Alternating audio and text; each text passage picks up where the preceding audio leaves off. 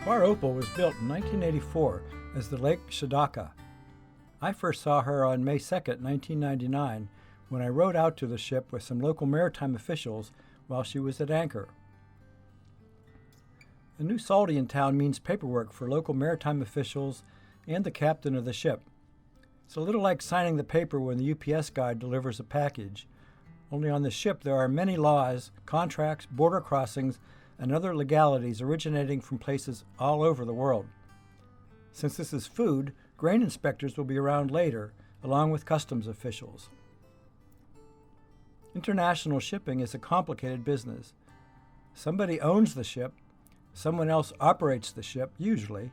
Someone somewhere in the world has purchased grain from someone else. This ship was hired by the buyer to pick up the grain in Duluth and deliver it somewhere else in the world. We assume that somehow in all this, a Minnesota farmer gets paid.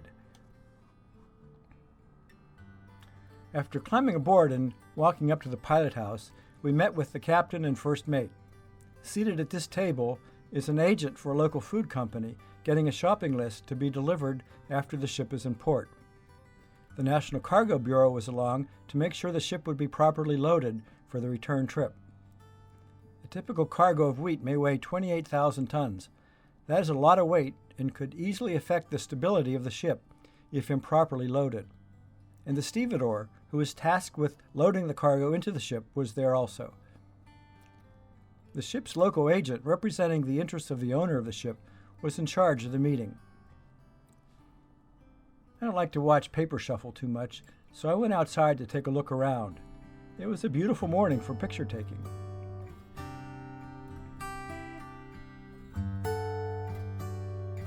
I found some members of the crew who took a break to pose for my camera.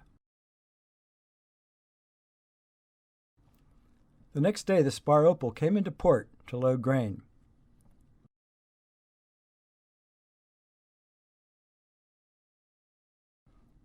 Two years later, she was back for more grain, which she loaded as soon as she discharged a cargo of steel coils. There have been many vocal opponents to importing steel into this country, but every cargo of steel that comes to Duluth means a much less expensive grain cargo going out, since the grain purchaser someplace in the world only pays for the outbound trip from Duluth. That makes Duluth a less expensive port to come to, which means more ships loading grain here, and that's an important consideration when you are the port on the Great Lakes furthest from the Atlantic Ocean. The spar opal was here twice in 2002.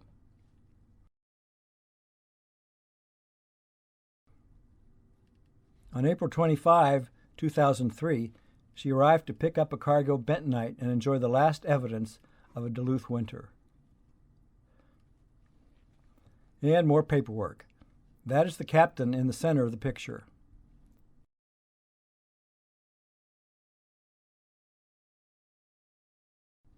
Again, I went out for a walk outside and found some pretty new rope basking in the sun. 10 years later, I now know why I took these pictures of rope, so you can see it too.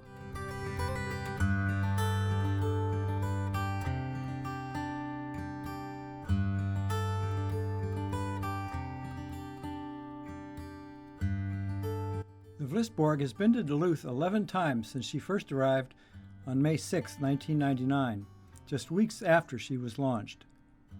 While still sailing, the 434-foot ship has not been here since 2008. Here on that first trip, they loaded wheat at the AGP elevator in Duluth. I visited with the captain and first mate while they were ordering groceries.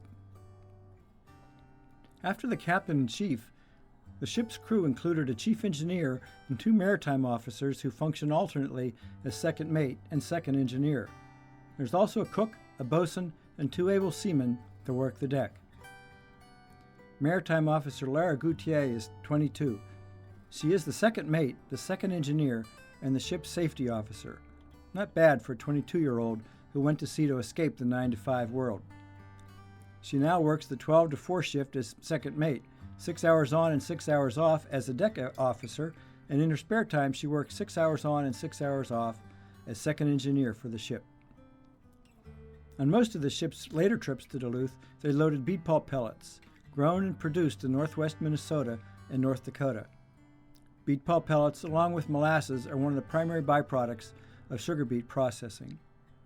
And ships in Duluth often take the pellets to Spain or Morocco, where they are used for animal feed. Here, the ship is arriving under the Duluth Airlift Bridge in July 2001.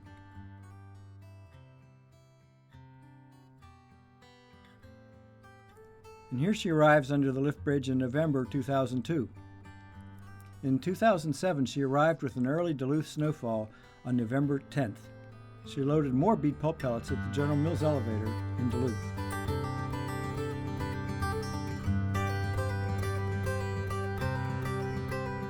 The Polish-owned and operated ISA was launched in Chiba, Japan in early 1999. Captain Edward Bobrowski brought a crew of 20 from Poland to Chiba, and he left port on April 8th with one Japanese engineer to read some of the documentation about the new equipment that was still in Japanese. They stopped first at Fukuyama to load steel slabs and then headed out to the Pacific Ocean, through the Panama Canal and up and into the St. Lawrence Seaway to Detroit. After a quick trip up to Thunder Bay to pick up some grain, they left for Casablanca. There they discharged the grain before moving over to Tunisia to pick up phosphate to take to Police, Poland, just a few kilometers away from the home port of the ship, Szczecin. That is also the home to Captain Bobrowski and his wife and son. Happily for them, they were in port for 5 days before heading to another Polish port to load coal for Bremen, Germany. After a short trip to Holland to load steel coils, they took off across the Atlantic Ocean to discharge steel in Cleveland and Chicago before moving on to Duluth to load grain. To celebrate the arrival of a new ship in port, we had a party. Annetta Rodalski, the student in Poland, was in town on an internship with the City Water and Gas Department, which was sponsored by the Rotary Club and the United Nations. She found out about the party and snuck in to talk some Polish, and perhaps more important, get some home-cooked Polish food.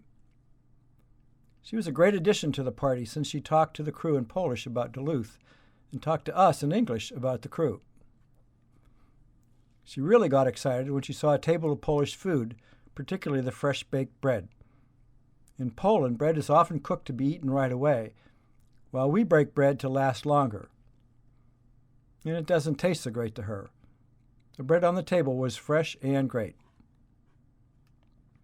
A week later, she went to New York and then returned to her hometown of Warsaw to finish her last year at the University of Warsaw to receive her master's degree in international relations. When the party ended, she went back to the waterworks, assuming she had said her final goodbye to the ISA. The next day, she was driving down Lake Avenue with some friends when the light at the lift bridge went red. With nothing else to do but wait, they got out and walked over to the ship canal, where she realized it was the ISA leaving port. She saw the captain up on the bridge and called out a goodbye in Polish. Happily, the captain saw her and returned the greeting just before he blew the ship's whistle.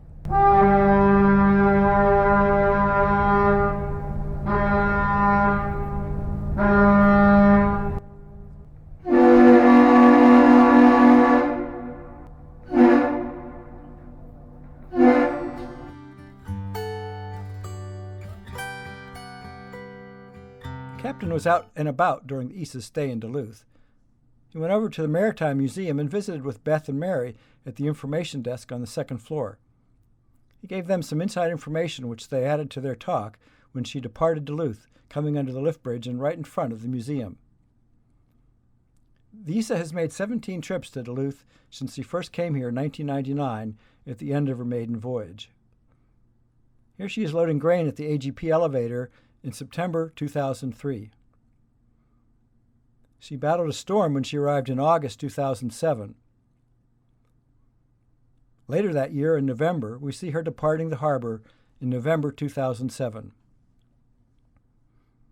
She arrived under the lift bridge in June 2013, and with the help of 2 tugs, slowly made her way to CHS in Superior to take on another cargo of grain.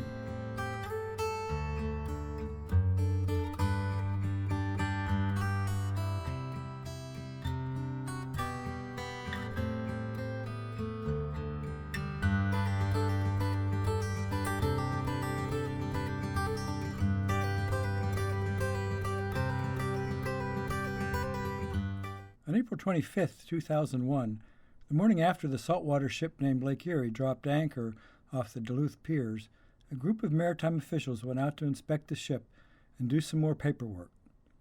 In such cases, the captain is asked to open all his cargo holds so they can be checked. She was built as the Federal Ottawa in 1980. I found a listing of recent ports for the ship, now called the Richelieu after 2009, when she was purchased from FedNav by Canadian Steamship Lines. Her last port of call was Aliaga, Turkey, in August 2013. That city's biggest industry is scrapping large vessels. Story over for the Lake Erie.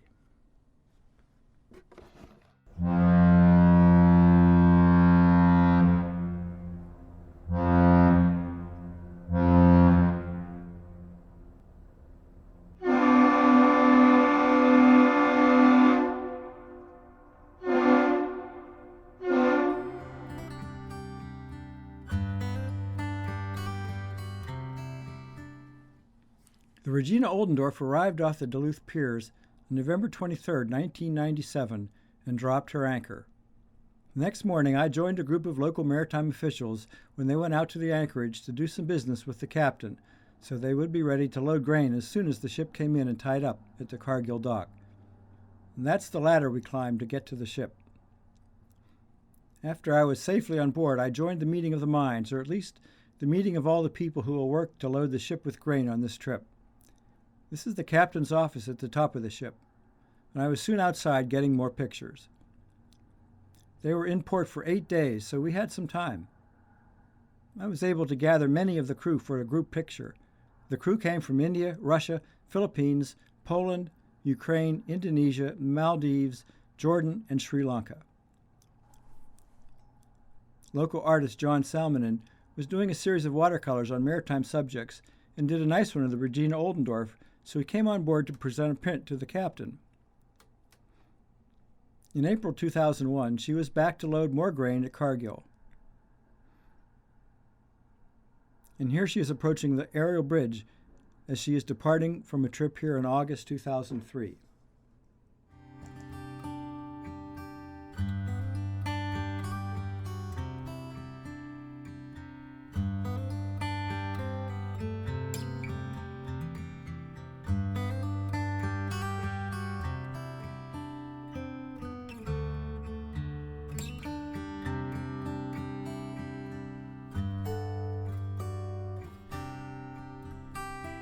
The Greek ship Ira was built in 1979.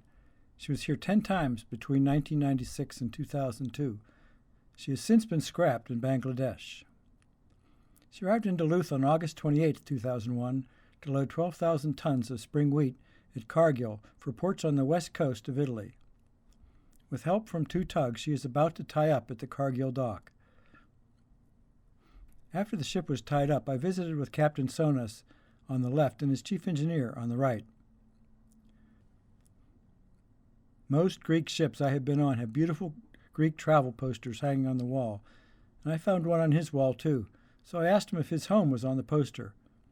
He turned and pointed to his house just a couple blocks from the medieval castle in his hometown of Coroni. I stepped outside the pilot house to get some pictures. The hatch covers were still closed. I don't recall if they were waiting until the next day to begin loading the grain. On the right, you can see the Canadian miner loading grain at the General Mills terminal in Duluth. Sometimes when I'm visiting a ship, a Vista boat comes by. I never know what to do. I can't really explain to them that I'm not a member of the crew, but if I don't wave, they'll think the ship was not very friendly, so I usually impersonate a crew member, smile, wave to them, and take their picture. The Ira's real crew members included 18 Filipinos, 2 Greeks, 1 Estonian, and 1 Russian.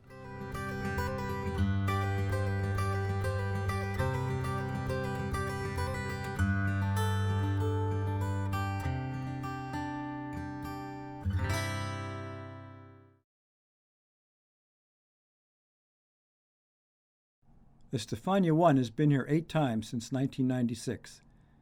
She arrived on April 29th, 2002, to load wheat for England at the Harvest States Terminal in Superior. Captain Antipas Gastillos brought a diverse crew of 24, coming from Greece, Ukraine, Myanmar, Philippines, and Croatia. I visited with him while he was in town. He wanted to look at some of the pictures I had taken of his ship over the years. Before coming to Duluth to load wheat for England, they loaded sugar in Costa Rica, which they took to Toronto. After England, Captain Gatsios will get a rest, returning to his wife and family in Thessalonica in northern Greece.